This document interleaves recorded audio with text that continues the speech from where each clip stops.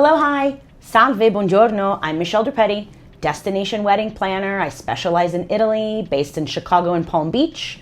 We are coming at you today from Chicago. I'm here with Brigit McDonnell, who is an integral part of the MDE team and our turnkey hospitality team. Brigit is a part, as you know, if you're a client, of all the events that we produce everywhere, all over.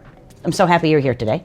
Thanks for having me. We are, like I said, we're on the third floor of the restaurant here in Chicago in our office. You might hear the L go by because it's like right outside the window. But we are sitting down today to talk to you here from our office in Chicago about what no one tells you about planning abroad, specifically in Italy, right? Yeah. Okay, so first thing, everyone thinks that planning abroad is super glamorous, right? But let me just tell you what really happens behind the scenes when you're planning in Italy. We experience this almost every time, Yeah. right? A lot happens. So first, response times, right? Okay, so it's currently August while we're filming this. And August is a time in Italy. What happens in August in Italy? Everyone goes on holiday.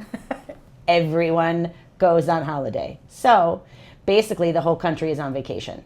Vendors are not checking email and things just don't move the way that they do in the States, which isn't necessarily wrong. It's just cultural, right? And we kind of, how do we handle that, do you think? Like, I think we're really good about letting our clients know in advance. Yeah, we always let them know from the first onboarding call with them that just in general there's a cultural difference in the Italian communication style, let alone when holiday happens. It's not just a week holiday like here, it's like a month. So we kind of let them know from the beginning and then remind them once it's holiday season. Yeah, and I think on the backside of that, what is also really important to talk about is communication, right? It's not just about language, but it's about tone and like nuance and how we communicate not just with our clients, but also with our vendors. You're really good even during vacation time when they're not checking email, of like checking in and be like, hi, right? We're still here. Yeah, waiting on a proposal. But really expect several weeks minimum for response times. When you reach out, you're asking for a catering proposal, you want to hear from a venue, I would say at least 2 to 3 weeks, right? Don't you think? If not longer.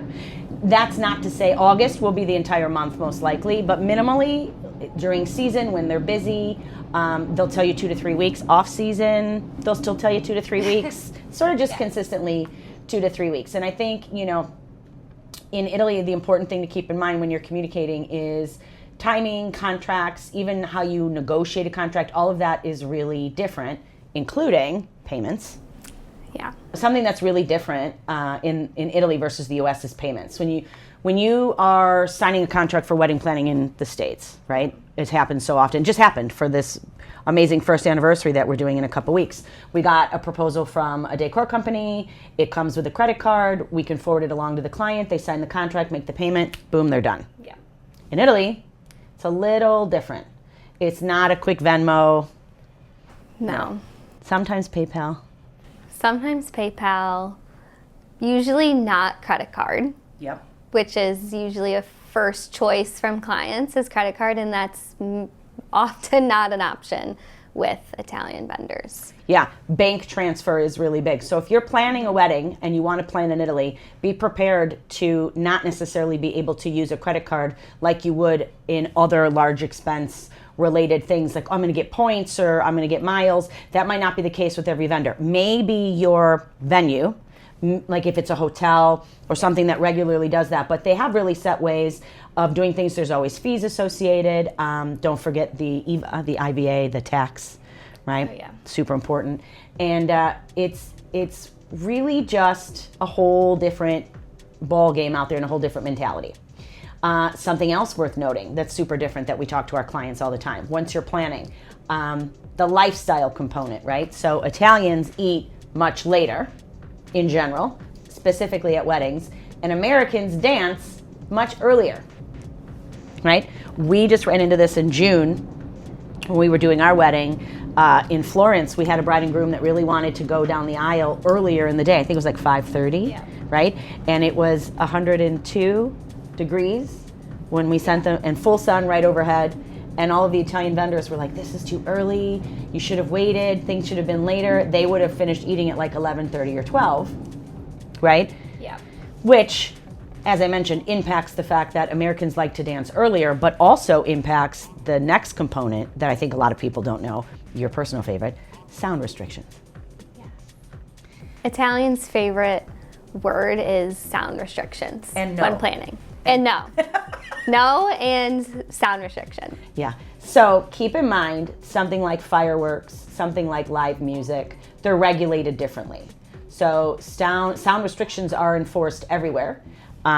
They can change from place to place. Mm-hmm. So like what we learned in Florence this year, in our last venue we worked in, the cocktail hour had a sound restriction of 8. Yeah, 8:30. Right. The other side of the villa had a sound restriction of 10:30. because the wind brought the sound differently at those times. Yeah. Mm-hmm. So these are just like little nuanced things that small examples. There's like at least another 100 that we could probably think about. That we wanted to let you know today because, can you plan abroad without a planner or an expert? Sure. But having an expert to guide you through all of these and give you sort of all of this nuanced information, you make better, more informed decisions, I think. Definitely. Right? Like, what have you found? What is something that the kind of feedback you get from clients when you say this sort of information when you're on the phone with them?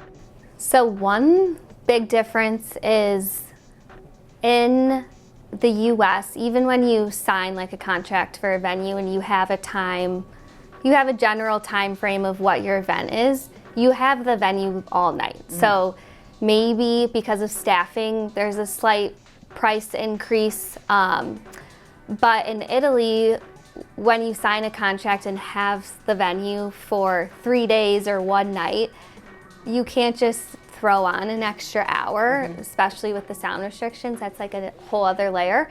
But you really have to communicate with the clients, like, you rented the venue, but no, you can't just easily extend for 30 minutes or an hour or 2 hours.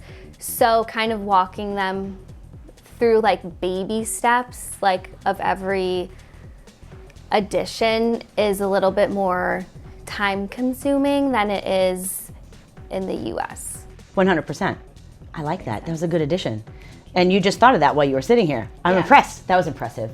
So what she's talking about too is this, like for example, think about a sound restriction, right? So if you can no longer have amplified sound, which means music outside can no longer play after 10 p.m. What happens is the party moves inside. That outdoor space is no longer available to guests. Where in the States, you might walk back outside. Maybe guests who still smoke do that, or there's a cigar bar, or perhaps cocktails. Someone's walking outside for air. Normally what happens is at that time, that space closes behind your guests as they exit and you no longer have access to the outdoor space. That's kind of what you're talking about, in addition to sort of those baby steps with other things, So again, when you work with a planner, you are saving yourself stress, you're saving yourself potentially some money, time. A lot of time. Mm-hmm. And we're biased just because we love to work with our clients and we love to plan events. So, if you're considering a destination wedding, I don't know about you. I love working in Italy, but I'm thinking like, I'd love to do a wedding in Scotland. My dream destination's Ireland. Okay. I also have Mexico City on my list. Greece. Yep. And for sure, I'd love to go back to Hawaii. We've planned in Hawaii before. Puerto Rico was fun. Anywho, we could get to chatting about this the whole time. But if you're considering a destination wedding, wherever your heart takes you, drop your questions in the comments, subscribe to this channel. We'd love to share with you what we've learned over our years of planning across, Europe, the States, Chicago, Palm Beach, and beyond. So if you're ready and you want to start planning, you know where to find us.